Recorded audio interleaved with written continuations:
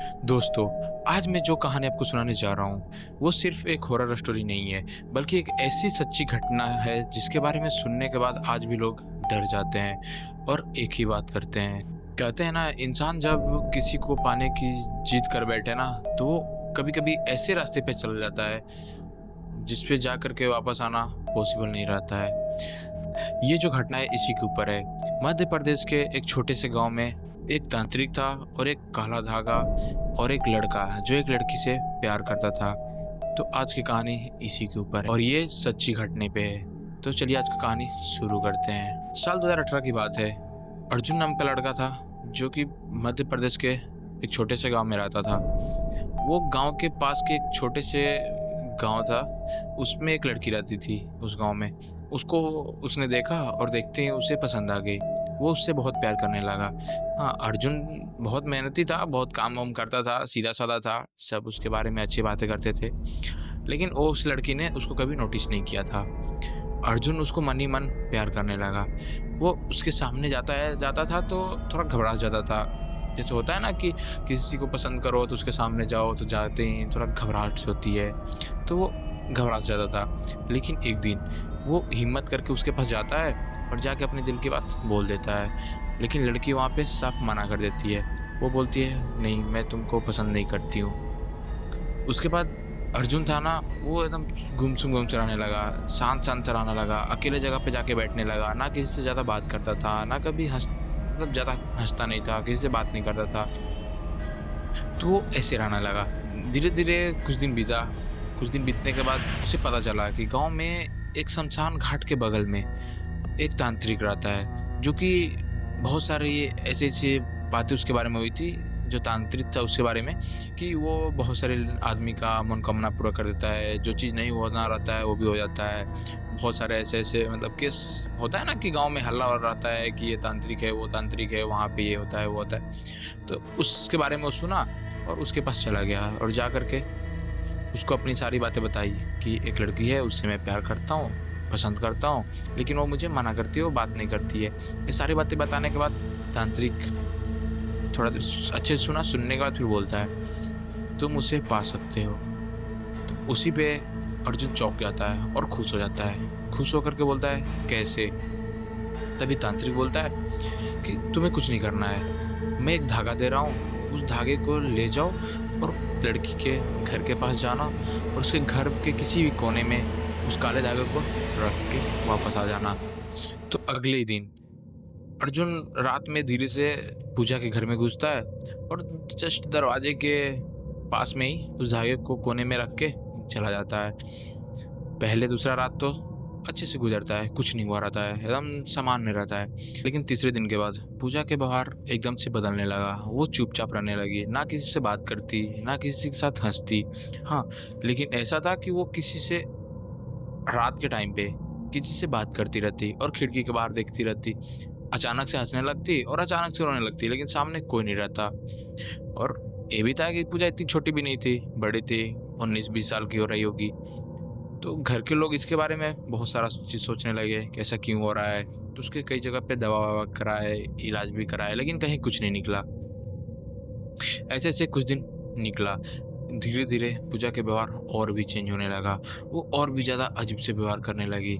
तभी एक रात को पूजा की मम्मी उठती है और वो देखती हैं कि पूजा उनके पास नहीं सोई हुई है। वो देखती हैं रात को 3 बज रहा होता है। तो वो ये सोचती हैं कि रात को 3 बजे पूजा कहाँ गई? तो वो उठकर उसको देखने के लिए चली जाती हैं। पूजा उन्हीं के बगल में सोया करती थी, अपने मम्मी के साथ ही सोया करती थी, अकेले नहीं सोती थी।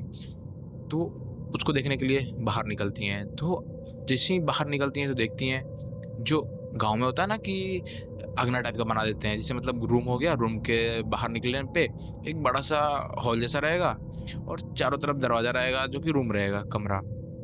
तो जैसे ही कमरे से बाहर निकलती हैं, वो पहुँचती हैं, मान लीजिए हॉल में पहुँचती हैं और गाँव की भाषा में उसको अँगना बोलते हैं, दलान भी बोल सकते हैं, अँगना बोलते हैं, ठीक है?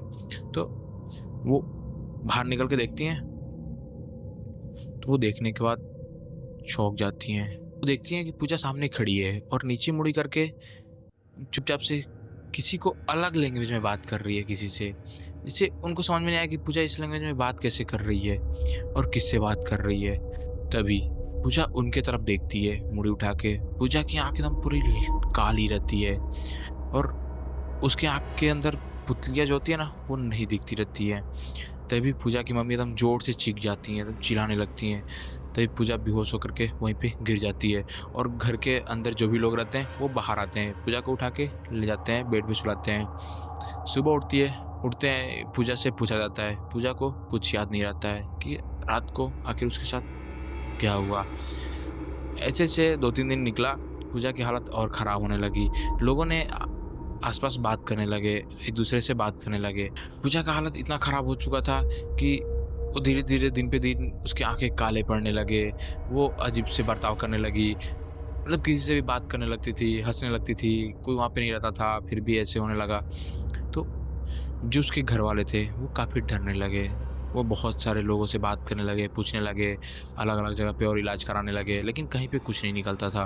तभी पूजा की मम्मी पूजा से बहुत सारी सवालें करती हैं। सवाल करते-करते वो पूछती हैं कि ऐसा क्यों कर रही हो? क्या हो रहा है तुम्हारे साथ? ऐसा होता है ना कि मम्मी जो होती हैं वो सब कुछ पूछने लगती हैं। उनको इस सब के बारे में ज़्यादा पता रहता है तो पूछने लगती हैं। तभी पूजा बोलती है, मम्मी रात में हम सोते हैं ना, बेड के सामने एक आदमी खड़ा रहता है जिसका चेहरा नहीं दिखता है, एकदम पूरा चेहरे के सामने पूरा अंधेरा रहता है, लेकिन उसका शरीर दिखता है और आदमी बहुत लंबा है, काफ़ी लंबा है और हमें मेरे तरफ ही देखता रहता है।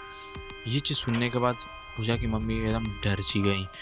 वो गांव में 2-4 जो बुजुर्ग लोग थे उनसे बात करती हैं। तभी एक बुजुर्ग बताता है कि कुछ साल पहले जो दूसरे गांव है, बगल का गांव है, उसमें एक तांत्रिक रहता था।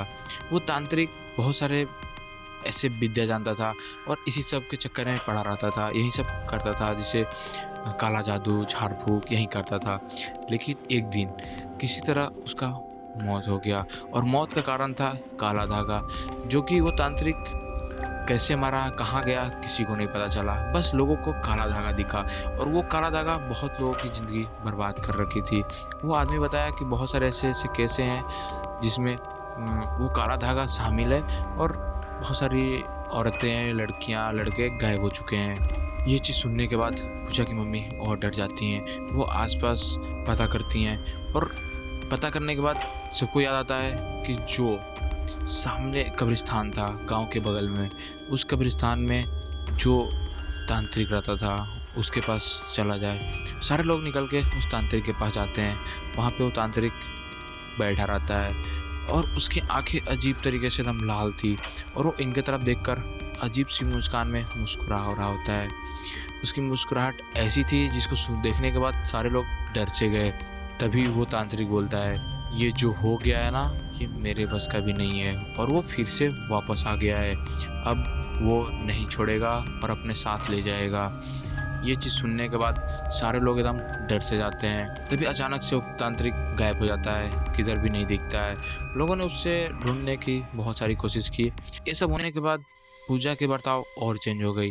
वो अजीब-अजीब से आवाज़ें निकालने लगी, जैसे एकदम अचानक से खूब रोने लगे और अचानक से पूरा हँसने लगे। ये सब सुनने के बाद घर वाले बहुत डर जाते थे और उनके घर में अजीब-अजीब सी चीज़ें होने लगी, जैसे बर्तन टूट जाता था अपने आप और गेट के बाहर एक काला धागा मिलता था। उन्होंने काला धागा को जलाने का भी कोशिश किया, लेकिन वो काला धागा आज जलाते थे, कल वापस फिर से आ जाता था। ये चीज़ उनके घर में बहुत दिन से चलने लगी। वो एकदम परेशान रहने लगे। एक दिन पूजा अचानक अपने घर से गायब हो जाती है। लोग उसे ढूँढने लगते हैं, सारे गाँव के लोग ढूँढते हैं। ढूँढते-ढूँढते वो कब्रिस्तान के पास पहुँचते हैं। वहीं पे कब्रिस्तान के पास पूजा बीच में बैठी मिलती है। वो देखते हैं पूजा की तरफ और उसको बुलाने की कोशिश करते हैं। तभी एकदम से बादल छा जाता है, काला बादल। चारों तरफ एक अजीब-सा अंधेरा टाइप का हो जाता है। उसी अंधेरे में देखते हैं कि एक सामने आदमी खड़ा है, जिसकी हाइट लगभग 7-8 फीट होगी और उसका चेहरा नहीं दिख रहा था। चेहरा एकदम काला दिख रहा था और ये चीज़ देखने के बाद सारे लोग एकदम सहम से गए, डर से गए। डर के मारे कुछ लोग तो वहाँ से भागने भी लगे। तभी अचानक सा अचानक से सब कुछ शांत हो गया और पूजा और वो जो आदमी था, दोनों गायब हो गए। को ढूँढने का बहुत कोशिश किया गया, लेकिन पूजा कहीं नहीं मिली। आज लगभग 7-8 साल बीत गए इस घटना को, पूजा आज तक नहीं मिली। और हाँ, लोगों का ये दावा है कि आज भी उस कब्रिस्तान के पास किसी लड़की को आते जाते देखा जाता है, जो कि सफ़ेद कपड़े में रहती है और उसके हाथ में एक धागा बांधा होता है। जिन जिन लोगों ने उस धागे को छूने की कोशिश की, वो किसी न किसी तरह गायब हो गए या किसी का कुछ पता नहीं चला। तो ये जो घटना है, ये हमारे साथ अर्जुन ने शेयर किया है और उनका कहना ये है कि वो इसके बाद ये सोचते हैं कि ये सारी चीज़ें आज की डेट में कोई ना करे। और होता है ना कि कोई चीज़ हम कर देते हैं, उस समय तो हमें आइडिया नहीं रहता है, लेकिन बाद में इसके बारे में बहुत पछतावा होता है। तो आज भी अर्जुन उस बारे में सोच के डर से जाते हैं और सहम से जाते हैं और वो यही चीज़ सोचते हैं कि वो कदम उन्होंने क्यों उठाया। तो आज की कहानी बस इतना ही है और मैं यही कहूँगा कि आप लोग किसी पसंद करें तो ऐसी कोई भी कदम ना उठाएं जिससे बाद में आपको पछताना पड़े या आपके घर वालों को पछताना पड़े या उसको पछताना पड़े या उसके घर वालों को पछताना पड़े। तो आज की कहानी बस इतना ही था।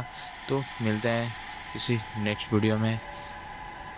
और आज का ये जो कहानी है ये रियल घटना की है। तो इसी रियल घटना और हॉरर शो के लिए हमारे यूट्यूब चैनल को सब्सक्राइब कर लीजिए, बेल आइकन को दबा लीजिए नेक्स्ट वीडियो के लिए। तो चलिए आज का कहानी ख़त्म करते हैं।